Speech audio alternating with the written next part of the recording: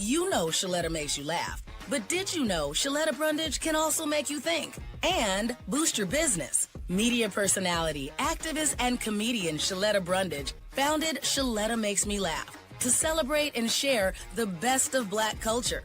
It's a podcasting platform. You can download 10 weekly podcasts hosted by African American subject experts at ShalettaMakesMeLaugh.com or wherever you find your favorite podcasts. ShalettaMakesMeLaugh.com is also a production house, creating broadcast quality commercial content. And Shaletta and her team of storytellers create powerful promotional campaigns to get businesses the brand awareness they're looking for. Some of Minnesota's top businesses trust Shaletta, and you can too. Get out the word about your events and products and get in front of communities of color with ShalettaMakesMeLaugh.com. She's got the power to help your business. It's Not Your Fault is a podcast for parents, caregivers, and young people navigating the world and its challenges. Here's your host, Brandon Jones. Greetings, everybody, and welcome back to another installment of It Is Not Your Fault, a teen mental health podcast. I'm your host, Brandon Jones, and on today's episode, we're going to talk about a very serious issue or situation that happened, and what can parents do to, one, try to prevent these things, but two, also talk to their young people about such situations. Recently, locally, here in the Twin Cities, we had a mother who was unalived by her 17-year-old daughter. And this is a tragic story. We know that domestic violence is a thing that happens in many different families. It knows no sort of ethnicity. It knows no sort of socioeconomic status. It knows no sort of trauma experience, but domestic violence happens. And I'm using the term domestic violence because usually when we hear that term, we think of male abusers, husbands, stepfathers, boyfriends, things of that nature. But domestic abuse can expand between other people within a household as well. And in this case, we had a situation where this was a fatal incident where a 43-year-old mother lost her life locally here in the Twin Cities. So I'm doing this story because it hit heavy in the education world. It hit heavy in the mental health world, in the child welfare world, because these are the incidents we try to prevent. We try to make sure that youth have the support that they need. And this young lady, she hit a point and she lost it. And unfortunately, she's going to face the consequences in more than one way by unaliving her mother and potentially going to jail due to the situation that has happened. So let me give you a little bit more information on the situation, and then I'll talk about how can parents and caregivers respond to such a situation. So when tragedy hits close to home, how parents can talk to teens about violence, mental health, and family pain. A heartbreaking story out of Maplewood, Minnesota has left many families shaken. According to local reports, police found a 43-year-old woman, I'm not going to name the woman's name, who was unalived in her apartment during a welfare check on June 26. Investigators later identified her 17-year-old daughter as the suspect, and the Ramsey County Attorney's Office filed a second-degree murder charge. Authorities reported that the mother died from multiple injuries caused by assault. Now, I'm going to go into a little bit of detail without getting too graphic because we have a wide variety of people who listen to this podcast, and I don't want to get too graphic and turn some folks off, but it's very hard to read stories like this. They're harder to explain to young people, and for parents and caregivers, the question is not only how could something like this happen, but it also is how do I talk to my teen about it without scaring them, shaming them, or pretending it could never touch our lives, because it can, believe it or not. And that's why I wanted to bring this here. This is a tragic story. We're seeing a lot more of young people harming their parents, their grandparents, their neighbors, their teachers. This is something that's taking place. And I think we've gotten to a space and place in society where violence has become a easy answer to solving quote unquote problems. Now, they might not actually solve the problems, right? It's just a response to things that are troubling individuals. And we're starting to see a lot of young people express themselves in violent ways to address the issues that come up in their life or how they feel. It might not even be a major issue, but how they feel about what's going on. So this is a tragic story. It also is a reminder that families everywhere carry stress, conflict, grief, trauma, caregiving pressure, mental health needs, and emotional pain behind closed doors. Most families will never experience anything this extreme, but many families know what it feels like when the communication breaks down, when the young person becomes overwhelmed, when the parent feels afraid of their child or their child's anger, their child's frustration, their child's withdrawal. When a teen feels trapped inside of emotions that they do not know how to manage, these things can happen. This is why this conversation matters. This is why I'm bringing it here to the podcast to have you process through this and say, what can I, should I, or would I do in a situation that can be even, 10% of what this was? Let's start with humanity and not horror, right? Let's not start with the fear. So when teens hear about a story like this, they may respond in different ways. Some may be in shock. Some may make jokes because it's uncomfortable. Some may, ask very blunt and direct questions. Some may go quiet, and some might know more details about the situation than you do as an adult. And I find myself in that situation a lot with my daughters. They get access to so much information, even when you try to prevent them from being on things, that they get access and they know stuff, even when you think that they don't. So parents do not need to have to be perfect in our responses, right? As a caregiver, as a parent, as a youth worker, we don't have to be perfect, but we should lead with care. Curiosity is good. Being taking initiative is good. Being intentional in how we approach these things is all good. We don't have to have all the answers. So don't strive for perfection. You don't need to nail this one 100%. What you need to do is show that you care, pay attention and listen, and make sure that you're intentional in what you're doing. So a helpful thing to say in a manner like this, when you just kind of open it up, trying to figure out how the young person feels, you might want to say something like this. Something really tragic happened in Maplewood. A mother died, and her teenage daughter has been charged. I don't want to gossip about it, but I do want to talk with you about how serious family conflict, anger, stress, and mental health can be when people do not get help. Now, I have conversations like this with my kids, not on a regular basis, but more frequently than you would assume. And it's not usually due in response to something tragic that's happened in community. It's just when when there's tension in the house, I talk about what can happen.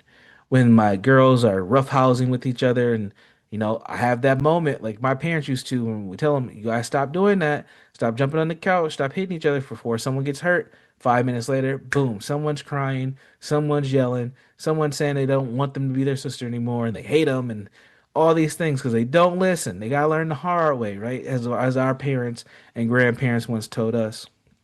So what that turns into for me is a conversation with my kids. All right, this is why I said don't do this. Because when you do this, it can lead to other incidents, and then that can lead to frustration and anger. Now the two of you are upset with each other. Now you guys don't want to play with each other. That's creating conflict in the family. So we have these kind of channel conversations based on some things that happen. I know it drives my kids crazy. I get it. They're like, Dad, the psychologist drives us crazy. I get it. So I try to not go too deep with it, but I do make sure that they know when situations happen, conversations are appropriate, and most likely they're gonna end up having them with their dad. So, um, when we open with these things, right? What this does is it names the tragedy. It avoids turning people involved into entertainment. And it also moves the conversation towards safety, support, and emotional honesty. And that's the key, right? Because we want our kids to feel like they can have these conversations. It's not just, oh, did you see what the 17-year-old girl did? She's a monster. Like we'll hear those types of things, right? Oh, that poor woman, she just, she got unalived by her child, right? That family is shaken forever. The apartment complex they lived in is shaken forever due to this. People who knew this young lady, people who knew this family, they're shaken forever. It's unfortunate. So this one again, we want to name the tragedy, avoid turning people into entertainment, and we want to move the conversation towards safety, support, and honesty. So, and one thing you want to do is not turn things to a lecture, as I was just kind of saying. I have that's one of my areas that I gotta learn not to lecture my kids. I've got it down to like bite-sized chunks of information, and then I always leave with the question so that they can answer, make sure that they're comprehending, make sure they don't have anything for me, and then we move on with our day and I'll move on with our business. So, what was the other thing? Oh, I'm just scrolling through my notes here. The other thing I wanted to pay attention to is how is your child responding to these things? It doesn't have to be a actual unaliving of a mother. It can be another thing. It could be something that happened at school. It could be a, code something at your kid's school and they had to lock the school down. You have to be able to figure out and pay attention to what your teen is carrying. What are they carrying, right? So some of the notes that I pulled from the CDC are here. And the CDC says that adolescent mental health remains a serious concern, and parents and families and schools, as well as youth providers, all play a role in helping young people feel connected, supported, and safe. And what the CDC is recommending is the following couple of things. It's saying that parents and caregivers should pay attention to changes that last beyond a bad day or normal teenage mood swings. And these things include the following. And I talk about these all the time. So you're going to hear some repetitiveness that you've heard on this podcast before. Major shifts in mood, anger, irritability, and sadness, pulling away from friends, family, and normal activities, sudden changes in sleep, eating hygiene, and school performance, increased secrecy, fearfulness, and emotional shutdown, talking about hopelessness, revenge, death, and not wanting to be here anymore, destroying property, threatening others, and becoming physically aggressive, using substances to cope, and lastly, cruelty towards siblings, parents, pets, and other vulnerable family members. Pay attention to your kids. They're more likely to act out their emotions than verbalize them. So you need to pay attention to how they're responding to the things that are happening in their life, right? And one warning sign alone doesn't mean that your kid is in danger. Pay attention to the patterns. Our kids, they signal to us through their behavior, not through their words, and they let us know what's going on all the time. All right.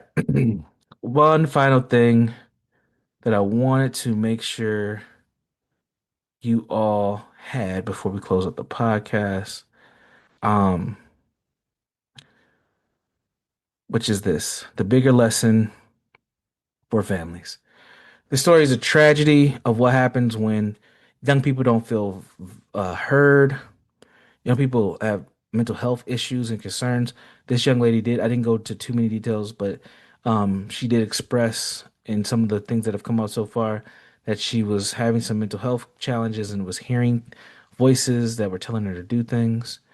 And unfortunately, she ended up unaliving her mother. It's a lot. Most teens struggle with anger, depressive symptoms, anxiety symptoms, family conflict. A lot of teens do, and they will never become violent. So it's important to not create a fear or suspicion around every emotional teenager, but it is also dangerous to ignore them. So we got to have a balance here. The lesson is not that parents should become afraid of their children. The lesson is that families should be have honest conversations, build emotional tools, and that's why we have this podcast here to help build that toolbox, support systems, and clear safety plans before pain turns into crisis. If you have a young person who needs that, ask your teen how they are really doing. That should be a normal check in. It should just feel like saying good morning. Pay attention to their changes, make room for anger and allow without allowing harm. Get help when the situation feels bigger than your family can hold. And when tragedy happens in community, do not rush past it. Use it carefully. All right? Use it compassionately.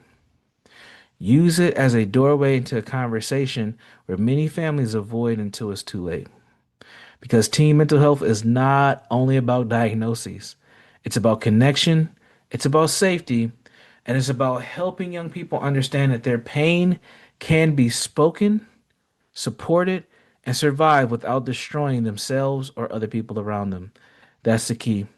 Unfortunately, this young lady made some decisions that is going to definitely have a detrimental impact on the rest of her life and their family and folks who are within that circle. It's tragedy, it's unfortunate, and it's a reminder that we have to do as much as we can to support our kids to the best of our ability. All right, that's going to do it for me today, folks. I'm Brandon Jones. This is It Is Not Your Fault, a teen mental health podcast. There are two places where you can check us out. The first place, if you want to learn a little bit more about myself and about my work, you can go to my podcast, or not my podcast, my website, jegna.org. That's JEGNA.org, JEGNA.org. And you can check us out at jegna.org and learn more information about me and my work. Now, where you can find my podcast is at ShalettaMakesMeLaugh.com. That is the network where you'll find me and a plethora of amazing other podcasters giving you constructive and good information to live your day by day to the best of your ability. That is ShalettaMakesMeLaugh.com. Again, ShalettaMakesMeLaugh.com. Check us out right now and subscribe to all the podcasts. All right, folks, I want to I hope that we don't have other situations like this. But when we do have situations like this, we do need to pause for a moment and reflect on how these things play a role in our lives and how this does affect us, because it does. Even if it doesn't happen directly, there's an indirect effect. So knowing that, I want to encourage you to be safe, be constructive, and be well. And we'll see you on the next podcast. Take care. To check out previous episodes of It's Not Your Fault, or to learn more about Brandon Jones, log on to ShalettaMakesMeLaugh.com. Were you counting on a personal care assistant or autism provider who is no longer able to provide services for your child this summer? Don't panic. The Minnesota Department of Human Services just finished an urgent statewide effort to make sure providers of high-risk Medicaid services fully comply with state requirements to provide quality care. The department recently completed a top-to-bottom compliance review of almost 5,600 providers of high-risk services, including personal care assistance and autism programs. If your child's provider was disenrolled, it is time to be proactive. Let me ask you a question. Does your child have a case manager? They usually can help you find a new provider. If your child does not have one, the department will be reaching out to you directly to make sure you know how to find someone new. Understand what's happening and how to get help at mn.gov/DHS/find-care. Welcome to Old National Bank. I understand you're all about protection. Well, we protect you in all kinds of ways, with advanced fraud monitoring and secure digital banking to protect you today, and with dedicated personal bankers to protect your tomorrow. I'm impressed. Protection for today and tomorrow. Could I just... Oh, go for it. Old National Bank. Just another reason to get old. Where'd you get this? It came with my couch.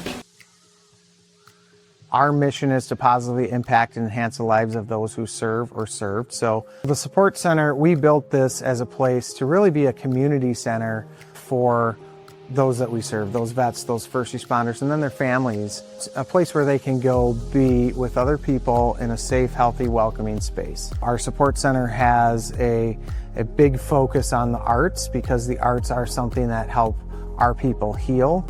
We have a large wood shop, a laser room where we laser engrave, wood, metal, plastic, glass, slate, all kinds of different things. And then we have an art studio where we paint and we color and we draw and thread work. And we have a 3D printer in there. Then we also have a gym. We also have access in our space to immediate access to therapists and support that way. So, when people are having a tough day, or they just say, today is the day I need to talk to somebody. At a normal place, it's really hard for you to just walk in and get that support, whereas here we have that.